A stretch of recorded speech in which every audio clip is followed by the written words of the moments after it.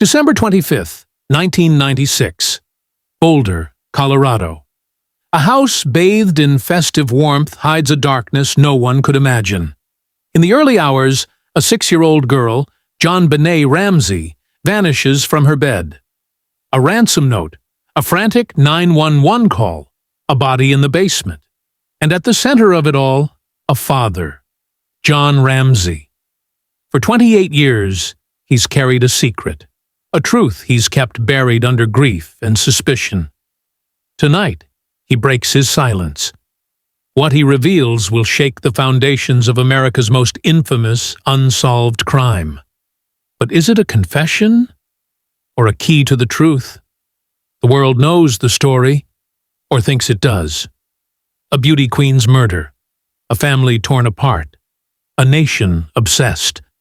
But what if everything you've been told is wrong? What if the man at the heart of this tragedy isn't who you think? Who is John Ramsay? And what has he been hiding for 28 years? John Ramsay was a man who had it all.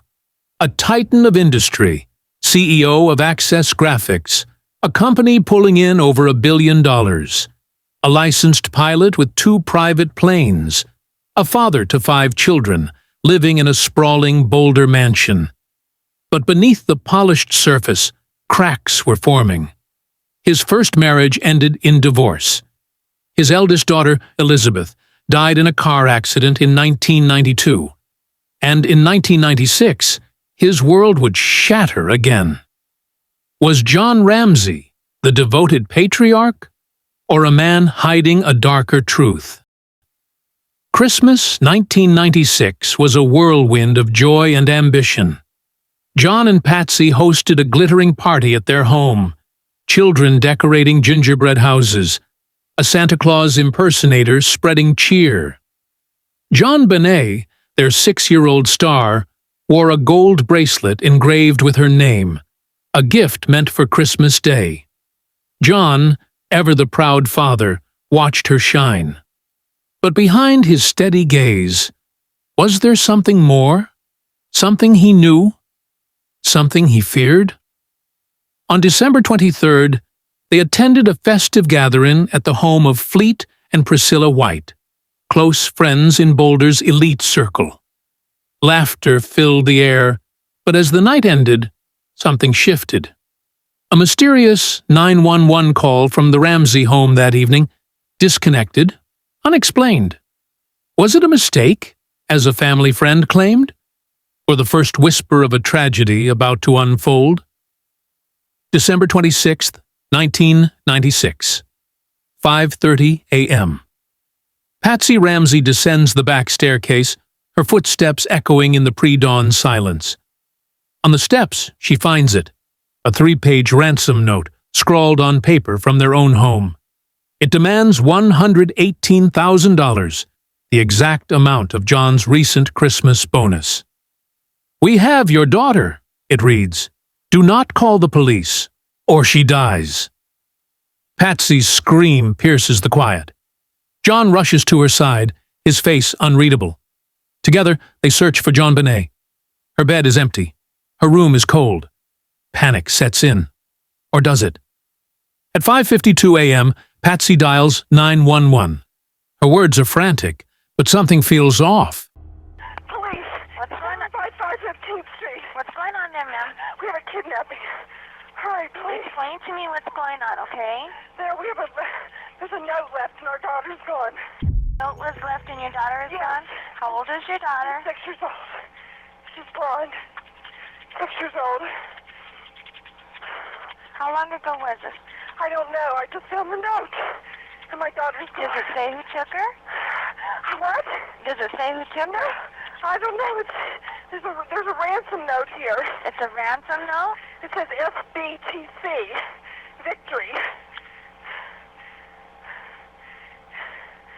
Please. Okay, what's your name? Are you Patsy Ramsay? I'm the mother. Oh my God. Please. I'm sending an officer over, okay? Please. Do you know how long she's been gone? No, I don't. Please, we just got up and she's right here. Oh my God, please. Okay, Please, there's somebody. I am, honey. Please. Take a deep breath in, Please, okay? hurry. Patsy. She speaks of we, not I. She mentions the note before her missing daughter, and in the background, faint voices linger on the open line. One, possibly John's, says, "We aren't speaking to you." Another, perhaps Patsy's, asks, "What did you do?" And a third voice, could it be Burke, their 9-year-old son, who they claimed was asleep? The call ends, but the questions begin. Was this a cry for help, or the opening act of a carefully staged performance? The truth is slipping away. Subscribe now to stay one step ahead of the mystery before it's lost forever. Don't let JonBenét's killer escape justice again. Act without thinking twice. Police arrive, but the house is already chaos. Friends, neighbors, even church members flood in, offering comfort but trampling evidence. John Ramsay moves through the scene, calm, composed, a businessman in control. Yet, his actions raise questions. He calls friends despite the note's warning. He searches the house but avoids the basement. And at 1:40 p.m., just 20 minutes after a discovery that would haunt him forever, he's overheard arranging a flight to Atlanta. A business meeting, he claims. But with his daughter missing, why would he flee? Around 1 p.m., Detective Linda Arndt, frustrated by the lack of progress, tells John and Fleet to search the house again. They head straight to the basement, to a room rarely used, a wine cellar filled with Christmas decorations. John opens the door and freezes. There, on the cold floor, lies JonBenét. A white blanket covers her small body. Duct tape seals her mouth.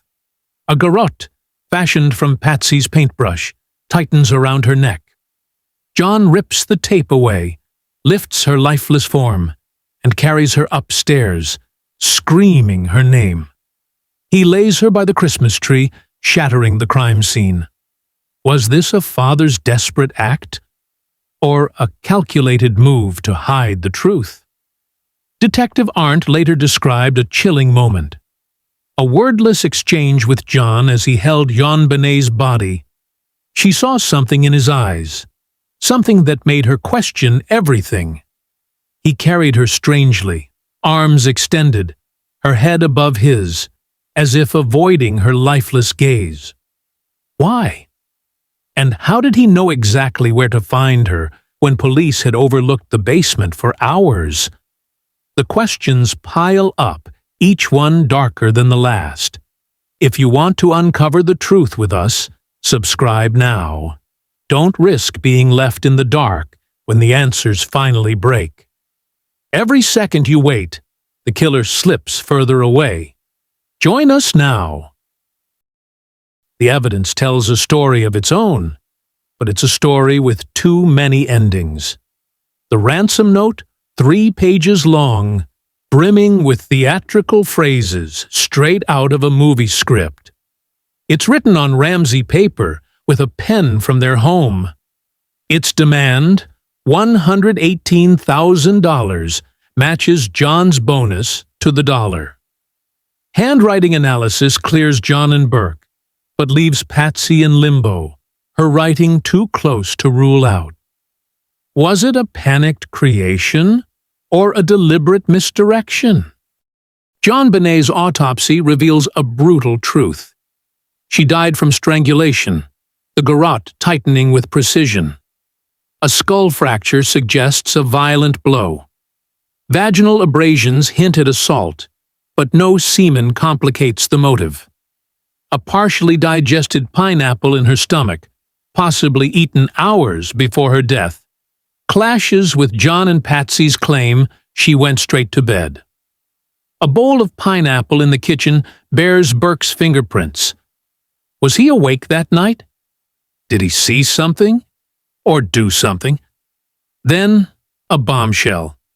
unidentified male DNA found on JonBenét's underwear, leggings, and under her fingernails.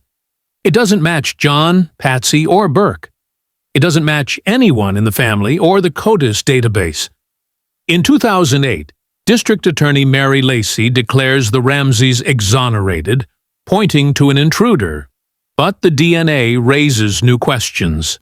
Who was this stranger? How did they know the house so well? And why does John Ramsay, even now, push for advanced testing, as if he knows the answer lies just out of reach?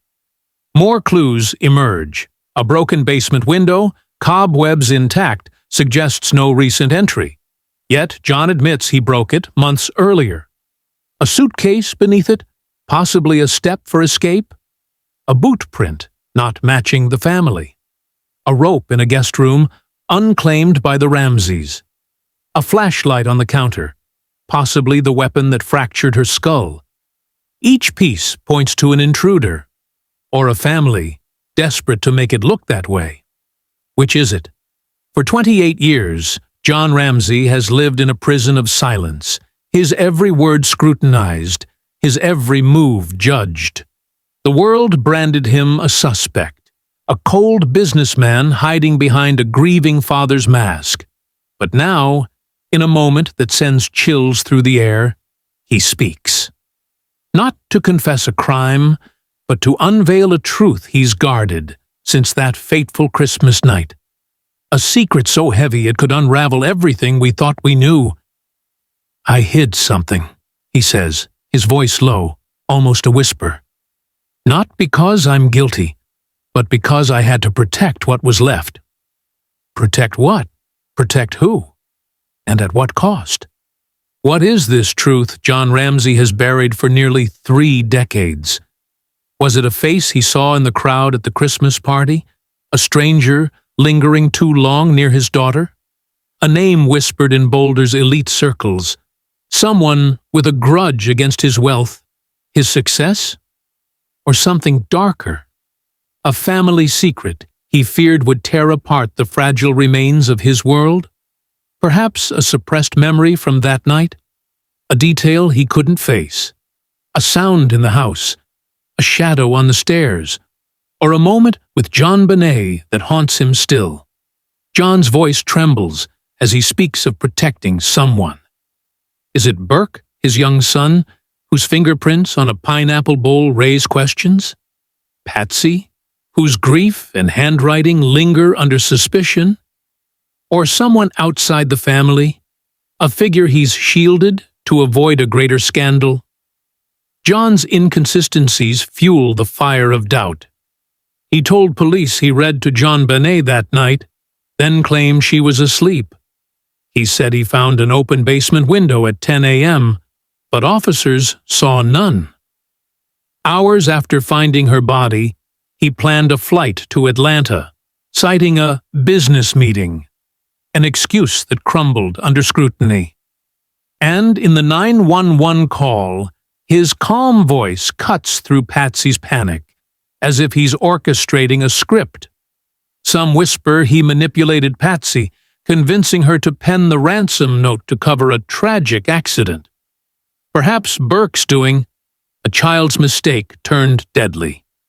Others theorize he protected a powerful figure, someone from Boulder's elite, whose involvement would shake the community to its core. A business rival? A jealous friend? Or a predator he crossed paths with, whose name he's kept locked away? John insists his silence was a shield, not a sword. "I saw something," he hints, "something I couldn't say then. It would have destroyed us." Was it fear of exposing a truth about JonBenét's life, her pageant world, the attention she drew, the whispers of danger he ignored? Or fear of implicating someone close, someone whose guilt would shatter more than just his family? The weight of his secret is palpable? Grief, guilt, or calculation? He speaks of a figure from that night, someone who knew his home, his bonus, his daughter's routines. But why stay silent for 28 years? Was it to protect his son's future, his wife's memory, or his own reputation? Or is John Ramsay playing a longer game, steering the narrative toward an intruder while guarding a truth too explosive to reveal? Theories swirl like snow in a Boulder storm. Did John witness a moment that night? A fleeting glimpse of an intruder he couldn't identify, but feared naming without proof? Did he overhear a conversation at the Whites' party? A veiled threat he dismissed until it was too late? Or is his truth a carefully crafted story, designed to shift suspicion from the family to a faceless killer? Some even speculate he's protecting a specific person, a friend, a colleague, someone whose exposure would unravel Boulder's social fabric. The DNA evidence, unidentified and haunting, supports his claim of an outsider. Yet his actions, moving the body, inviting friends to contaminate the scene, cast shadows of doubt. Is John Ramsay a father desperate for justice, or a man orchestrating a decades-long deception? The answer lies in his silence, and he's only just begun to break it. As John speaks, the room feels smaller, the air thicker. "I've carried this for 28 years, he says. "It's time the world knows." But what he knows, he holds close, revealing just enough to keep us guessing. Is his truth the key to unlocking JonBenét's killer? Or a final act to bury his own secrets forever?